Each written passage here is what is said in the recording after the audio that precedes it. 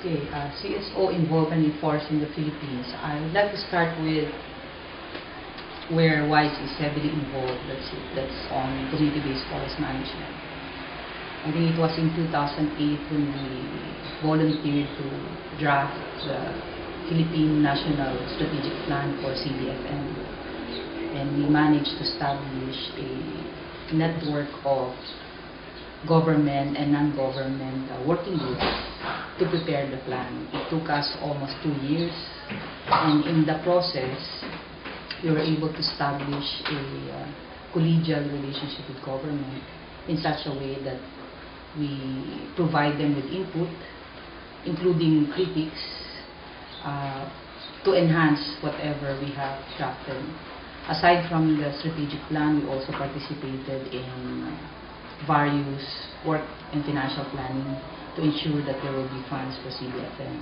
I think for the next 2 years, immediately after the plan was adopted by then Secretary Reyes at the time, there were allocation of funds, several allocations of funds for CDFM. Then the same platform was actually used in the drafting of the Philippine National Red Plus strategy. We didn't have a hard time contacting people because the network has been established. And what we did was to add newcomers to the loop, and we tapped the level of cooperation that we have established with government. So I think that kind of engagement is still working until now. I'm usually quoted saying that it's a social contract. We don't have any formal agreement with government to do all this, but I think we have done a lot substantially contributing to the process. So you have there already 2 strategic plans. In terms of general forestry, WISE has been involved in the crafting of the Sustainable Forest Ecosystems Management Bill, which I think it used to be called SFM. Now we inserted the word ecosystem, both in the House of Representatives and in the Senate, because WISE is basically a professional organization, volunteer members of which are coming from the scientific community, specifically from forestry.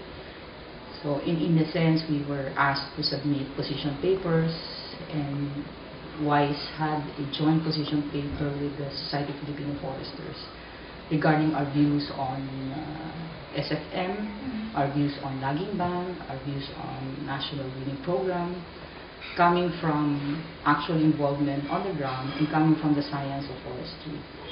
So looking at these 3, I should say, various ways of engaging with government, I think the critical aspect of this is the motivation to work critically with government. When I say critically, critical engagement means your basis of work, or you work on the basis of unity, because there are other things that definitely will not agree with them, but it doesn't mean that you stop working with them.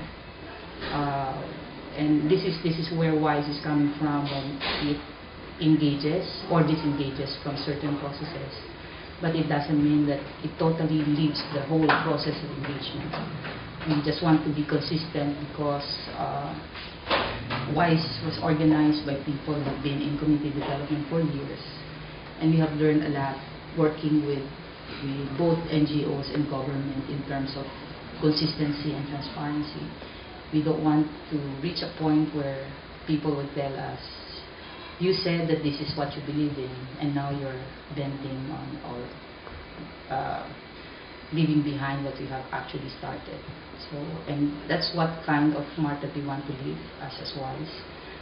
And to us, we will continue to engage with government in that manner. So there will be more, I think, especially now that Red Plus is coming to a more active role in the Philippines, with Coded Philippines as the hub for all this. I think the next engagement in social forestry will be ensuring the participation of communities in Red Plus and ensuring as well the entry of funds. So I think there will be more engagement of NGOs in mobilizing resources in order to make the Red Plus strategy work. You were mentioning about the social contract, which was Yes. the CSO and NGO in government engagement. Pero do you see it that it should be parang related to a more structured mechanism or? Oh yeah, I think that we are already there. We are now trying to formalize, in a sense. The good thing about having social contracts first before formalization is that you really get the commitment of people. I think we're running like almost 4 years now, and people are still there. Some left already the process, and some are still here. So it's like cleansing. It's a cleansing process. So when you formalize, you're sure, at least, though not 100%, that these are the institutions who are willing to put a stake, and not just claim. The main difference of engagement now is that NGOs are not only contractors as they used to be labeled by government. Oh, NGOs, they just approach government because they want to have contracts and all that. I think that's a thing of the past. Of course, there are still groups that claim to be NGOs but are actually contractors. Well, they have economic needs, so I don't want to judge them the way they are labeled like that. But to me, they have their own sense of how to do things.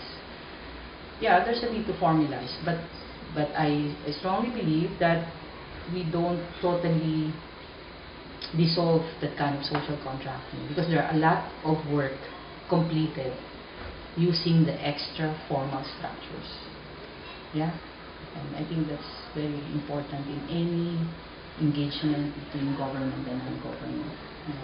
You don't have coffee meetings bound by contract, a formal contract. You don't meet with people outside of offices because you have a contract. You meet with them in their offices formally, but things are not usually decided in those, inside these offices. That kind of social contract has a very important role even after structures are formalized. Okay.